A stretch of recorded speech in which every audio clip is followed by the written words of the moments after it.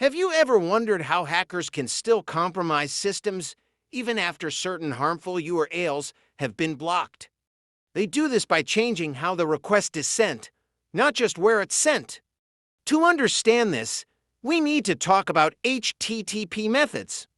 HTTP methods define the type of action a client wants the server to perform. Some common examples include get, post, put, delete, head, connect, trace, options, patch.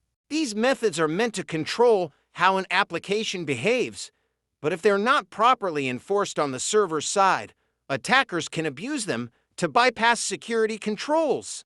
So I'll be explaining these briefly and in a professional way. To make the next lab, we'll be looking at much easier to understand. Let's start with the get method. The get method, just as the name implies, it is used to retrieve information from the given server using a given URL. Requests using get should only retrieve data and should have no other effect on the data. Next is the post method.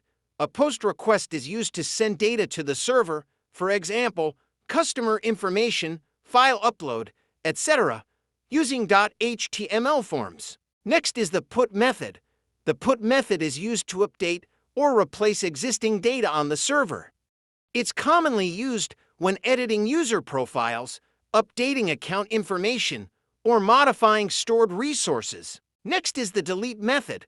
The delete method is used to remove resources from a server, such as deleting user accounts, records, or files. Because delete requests perform destructive actions, they are especially sensitive and should only be accessible to authorized users. Next is the patch method. The patch method is used to partially update a resource on the server.